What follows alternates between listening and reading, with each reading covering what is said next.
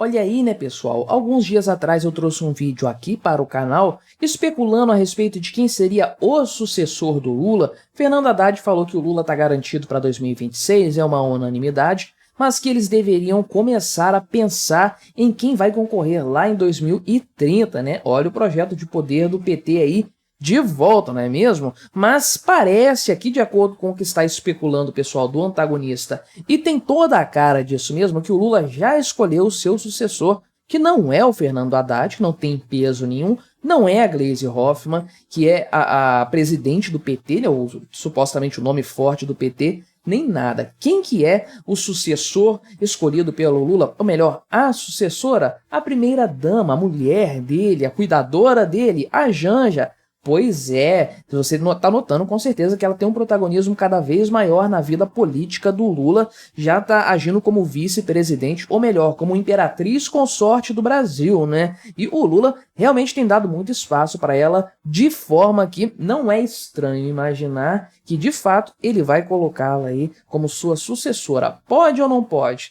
O Lula pode tudo, né, meu amigo? Mas vamos conversar aqui sobre esse tema, sobre essa questão. Mas antes disso, não se esqueça de deixar o seu like, o seu comentário aqui neste vídeo para fortalecer o canal. Se inscreva também se você ainda não for inscrito. Se você quiser colaborar um pouco mais com uma ajuda financeira para o meu canal, torne-se membro patrocinador com valores a partir de R$ 1,99 por mês. Você me ajuda bastante dessa forma, pode ter certeza disso, né? Então, principalmente aquelas comemorações ali do 8 de janeiro do governo Lula e tudo mais, que teve aquela situação toda ali, aquele teatro midiático, político e tudo mais, aquilo serviu de fato para tornar a coisa bastante óbvia para todos.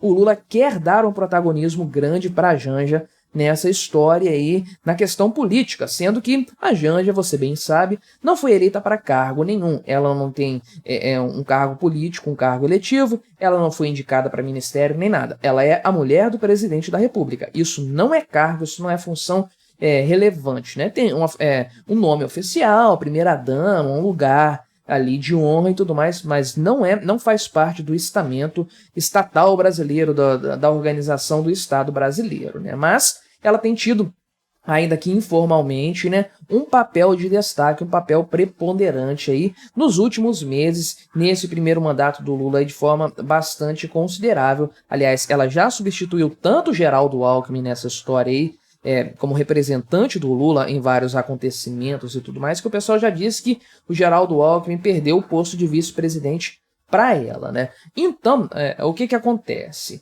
Essa informação que está aqui sendo veiculada pelo site O Antagonista, conforme eu falei, que é muito pertinente na minha opinião, já está sendo ventilada pelo pessoal do Palácio do Planalto.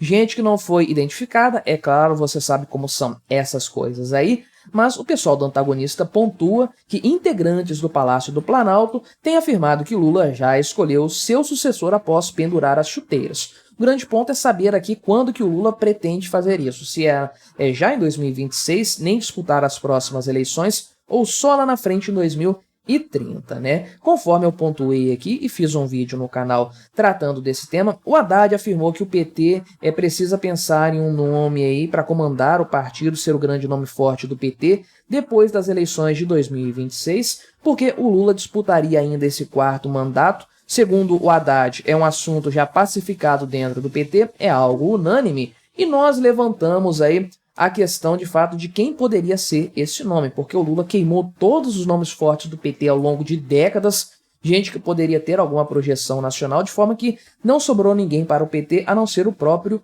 Lula, né? E aí, de fato, que entra a personagem Janja nessa história aí, né? E o pessoal do Antagonista coloca aqui a primeira-dama, então, como um personagem nessa disputa aqui, né? Porque existe a tal da rixa interna aqui no PT para saber quem que vai herdar a herança do Lula quando ele bater as botas ou quando ele se aposentar, porque, de fato, não tem ninguém previamente estabelecido pelo Molusco até então.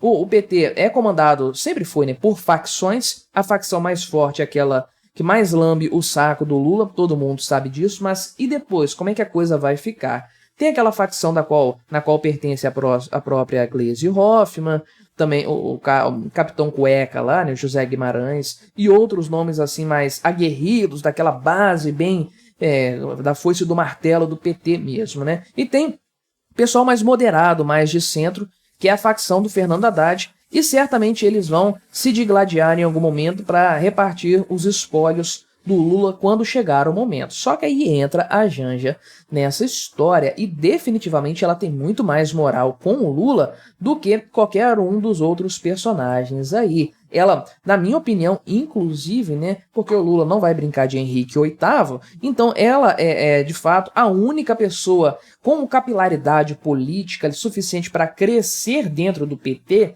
sem ser destruída pelo Lula, sem ser aí expurgada por ele de alguma forma, como tantos outros foram no passado. Não que eu acho que a Janja vai conseguir isso, mas que o Lula quer agir nesse sentido, ele quer. Principalmente parece em alguns momentos que a Janja está dando ordens para o Lula, está governando por trás dos panos. Você já teve essa impressão aí? Eu fiz aqui o comentário recentemente, não, nem tão recentemente assim, né? Mas de uma live daqueles programas Conversa com o Presidente que o Lula fez logo depois do hackeamento do Twitter da Janja, que é uma história que não me desceu até hoje, mas aí foi a conversa do presidente com a primeira-dama, e ela falando um monte de coisas, que não, temos que regular as redes sociais mesmo, olha só o que aconteceu, dando o tom político do governo Lula ali. Teve um outro caso também que o Lula estava falando e a Janja estava junto, ela escrevia o que o Lula tinha que falar, né? Falou da questão da paz ali, e o Lula leu o papelzinho e começou a falar do nada daquele tema ali, né? E mais do que isso,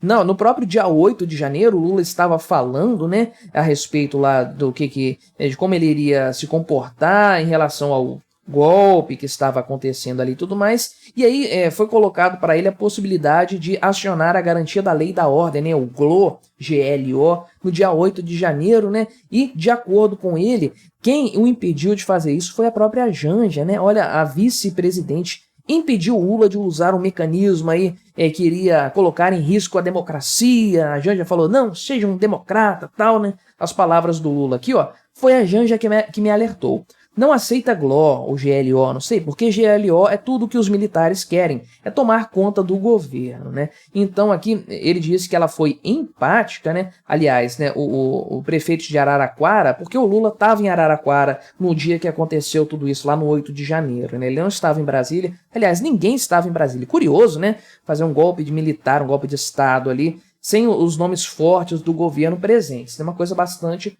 curiosa. Mas então, o Edinho Silva, que é do PT lá de Araraquara, o prefeito da cidade lá, falou na Globo que a Janja foi enfática recusando a GLO aí, né? Então ele escreveu a cena da seguinte forma: quando se abre o debate sobre a GLO, a Janja fica de pé e fala, GLO não, porque isso é entregar o governo para os militares, né? Então veja que o Lula está dando um protagonismo muito grande para a Janja, sim, e está basicamente afirmando que ela está ditando coisas no governo federal. Isso não deveria acontecer absolutamente, né? Ela é primeira-dama, ela não manda no governo, ninguém elegeu a Janja, as pessoas elegeram o Lula para o Lula governar com o pessoal do gabinete ministerial dele. Colocasse ela, então, sei lá, na Casa Civil, alguma coisa, acredito que nem pode ser feito dessa forma, né? Mas, de fato, a Janja não tem nada a ver com o governo, não deveria ter, mas o Lula está dando muito espaço para ela nessa história aí. Então o pessoal do antagonista coloca aqui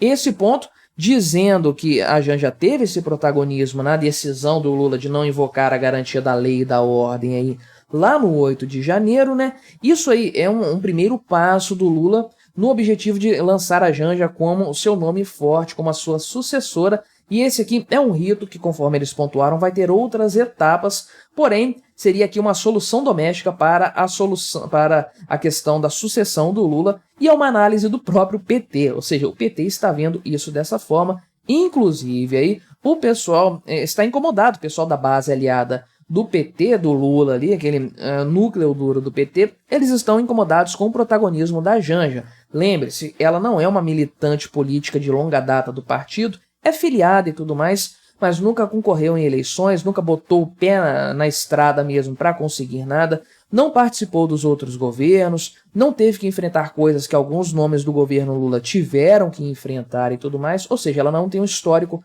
não tem o passado que o pessoal tem. Todo mundo entrou de cabeça na eleição passada justamente para desfrutar dos benefícios aí após anos de penúrias, E agora eles estão vendo a coisa desandar porque a Janja está passando na frente deles e assumindo o primeiro lugar, né? Se ela tem condições ou não, eu não sei. O que o Lula está fazendo é repetir os passos lá do Néstor Kirchner na Argentina, que governou enquanto foi possível, depois lançou a sua mulher como a sua sucessora e ela de fato ficou como sua sucessora, manteve aí o governo, depois colocou um poste no lugar dela ainda, né? Porque o Néstor foi pro saco e tudo mais. E aí a gente viu o preço que a Argentina pagou por conta dessa brincadeira aí. Então eu não tenho dúvidas nesse momento que o nome na cabeça do Lula é a Janja e tem gente trabalhando para isso. A base do PT não vai ser favorável, pelo menos não tão facilmente, ao nome da Janja. Vai haver algum tipo de cisânia, de ruptura interna